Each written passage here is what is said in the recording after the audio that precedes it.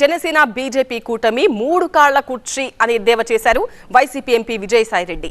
అది ఏదో ఒక రోజు కూలిపోక తప్పదన్నారు ఆయన. ఇప్పుడు ఆ కూటమి ఏం చూపించి ప్రజలను ఓట్లడుగుతుందని విజయసాయి ప్రశ్నించారు. జగన్ మరోసారి సీఎం అవుతారన్నారు ఆయన. మరిన్ని వివరాలు టీవీ9 ప్రతినిధి నూర్ అందిస్తారు. దేశవ్యాప్తంగా ప్రముఖంగా ప్రధానంగా ఒక చర్చకు దారితీసింది సిద్ధం. రేపటి నుంచి మీ నిదానం ఏముండబోతుంది? పొలిటికల్ క్యాంపెయిన్లో ఈ యొక్క సిద్ధం మహాసభలు అన్నటువంటివి ఒక సిరీస్ ఆఫ్ మహాసభలు, ఒకదాని తర్వాత ఒకదానికి ఎక్కువ విజయవంతమైనటువంటిది మనం చూసాం. రాష్ట్ర వ్యాప్తంగా చూసుకుంటే మీరైతే ప్రజల్లో ఉన్నారు, అభివృద్ధి దిశగా మేము ముందుకు అడుగులు వేసాము, ప్రజల కోసం ప్రజల మధ్యలో కూడా అభివృద్ధి మనం చూపిస్తున్నామని మీరు చెప్తున్నారు. కానీ రాష్ట్ర వ్యాప్తంగా కొన్ని రాజకీయ పార్టీలు ఏకమవుతున్నాయి, అది కూడా ఎన్డీఏలో వాళ్ళు ములాఖాత్ అయ్యి రాబోతున్నాయి. వాళ్ళు ఏ విధంగా మీరు ఎదుర్కోబోతున్నారు సార్?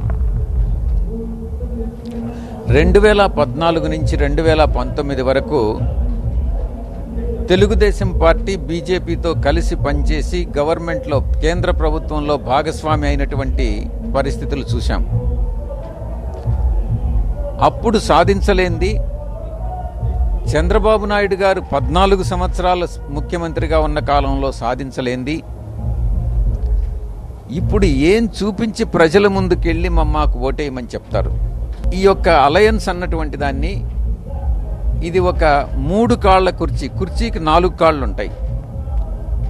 ఇది ఒక 3 కాళ్ల కుర్చీగా నేను దీన్ని పరిగణిస్తా ఉన్నా. ఇది ఏ రోజైనా ఒక వైపుకు కూలిపోవచ్చు. 3 కలిసినా కూడా 46% మాత్రమే ఓట్లుంటాయి. మాకు గత ఎన్నికల్లో 50% ఓట్లు వచ్చాయి.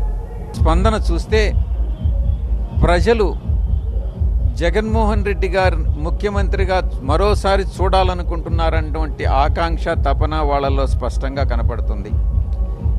ఇంత పెద్ద ఎత్తున జనం రావడం అన్నటువంటిది మనం ప్రయత్నం చేస్తే రారు, వాళ్ళకి మనసుంటేనే వస్తారు.